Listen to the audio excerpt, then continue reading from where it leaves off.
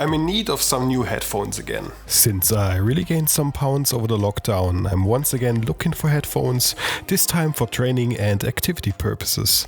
They should be light, can be worn without aching, have good battery life, and if in the future the time is right again to step outside of my four walls, they should have some ambient noise mode so that I can move safely onto the streets. Oh, and as a bonus feature when I'm not doing sports, I like to listen to music, mostly electronic and metal, so they should be good in those particular areas as well. We'll go into all of these different needs and wishes in this review, so if you'd like, consider subscribing and liking the video, this would be highly appreciated. The packaging was typical of Soundcore and Anchor products, high quality, sturdy and very stylish. I like the design overall very much. It makes me want to see the product that much more. Immediately when unpacking, you get the feeling that you have not ordered some plastic China $30 in-ears, but instead a valuable quality product. The embedding of the two earplugs do have room for improvement.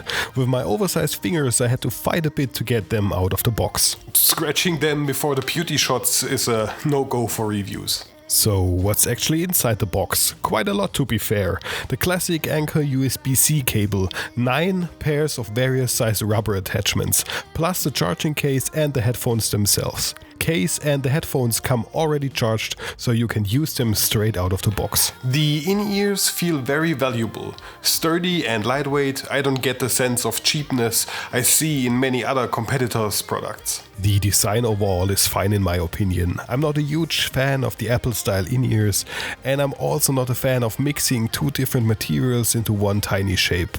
But here I'm actually okay with it. It looks well-rounded, classy and fine for its price tag. I could have gotten away with only the logo on the headphones, not including the actual font. I prefer a much cleaner look. The case has a comfortable size for my uses, and it doesn't feel too heavy. Closing the case feels snappy and well designed. It gives the impression of being able to withstand for a few years of opening and closing. Pairing the headphones was no problem at all. Even connecting to another device was no issues. You just hold down the button at the back of the case and you are ready to connect. Switching between those two devices was no hassle either. Deactivating Bluetooth on one of the devices and it will connect to the other one. Of course, I had to install the Soundcore app. Not that you would need to use it, the headphones work actually great without it. But I was simply curious how it compares to the Sony app for my other headphones. I have to say, the app is great.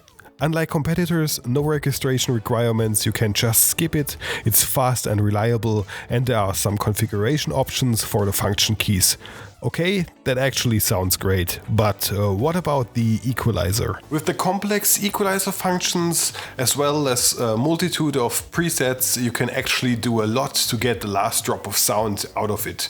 Especially when you let the headphones configure themselves for your one-of-a-kind ear. From the get-go, they deliver a multitude of great presets for every kind of listener, ranging from pop to metal to orchestra. Nonetheless, it's nice to know that you can adapt the Liberty Air 2 Pros exactly to your own listening preferences. Noise cancellation and transparency modes, well, the ANC works fine. The different options for traffic indoor and outdoor are also very well tuned. If it does not fit, there's still the custom mode in which you can adjust the ANC almost infinitely to your liking. A great feature and very well designed. Transparency mode on my old Sony headphones was always a tad wacky and sounded really weird, especially while trying to talk to someone while having the headphones on. So I was looking forward to what in-ears could actually do in terms of transparency. Especially for participating in traffic, it is essential to perceive it acoustically and, well, without any flaws. Previous headphones have always closed me off too much. It's good, not great, but still good. You can choose between two modes, full transparency and voice mode, and both do their jobs respectively. Full transparency still feels a bit weird, as if my voice was still in my head and not right in front of me. But now the most important part with in-ears, the sound. And as expected, it is really good as well. The tuning is excellent and even in almost all of its settings. In comparison to my Sony headphones, they feel a bit lacking, but we are talking in-ears versus over-ears, which is absolutely not a fair comparison. The highs are okay, but a little bit on the flat side. The lows are full and the mids are balanced. These small in-ears are predominantly built for pop music in mind, and they do not disappoint in that regard. But if you are someone who wants to hear, well, it's orchestra music, then these are not the headphones you are looking for. The headphones try not to impress with an oversaturated bass, which is a good point, and I like the overall sound that they produce. But as always, sound and music is clearly a subjective thing. Everything sounds different to everyone. So, what about using your in-ears as a microphone for calls either online or through your phone? It's good as well. They are clear, the voice on both ends sounds normal, and there are no irregularities or tonal shifts. I had that with my Sony headphones previously. And what about charging, you ask? Well, charging is one of the pillars of Anchor's businesses, so I'm glad to say that charging actually works really great. The case can be charged wirelessly with key charging stations. The headphones itself charges inside of the case. Recharging them for 15 minutes gives you an extra listening time of 3 hours. Wow! And the case itself holds another 19 hours of listening on top of the already impressive 7 hours. That's actually 26 hours of listening until you need to recharge the case. That's almost as much as my Sony over-ear headphones have. Call me, well, actually impressed. And now to the last point on my checklist, something that I've almost forgotten because I'm not used to it until now. Bearing recognition, or auto pause and play as Soundcore actually calls it. Similar to other headphones in this price segment, the Liberty Air 2 Pro also supports wear detection, which means activation when they are applied. And it works great on my iPhone.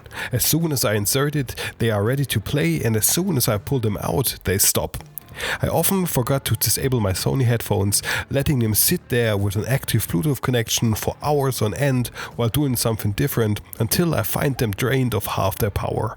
It's a great function and actually should be more prominently advertised by Soundcore. A great overall package of design, usability and quality in a neat and small package. Actually, they are almost my favorite new headphones. The main use case, as I said, is to use it as sports headphones, which they would be suitable for, even though the transparency mode is a bit lacking. But in fact, I actually got another pair of in-ear phones incoming to my place, and we will see which of those two will become my new favorite in-ears of 2021. So, thank you very much for watching. My name was Leech, and I'm off writing the next script.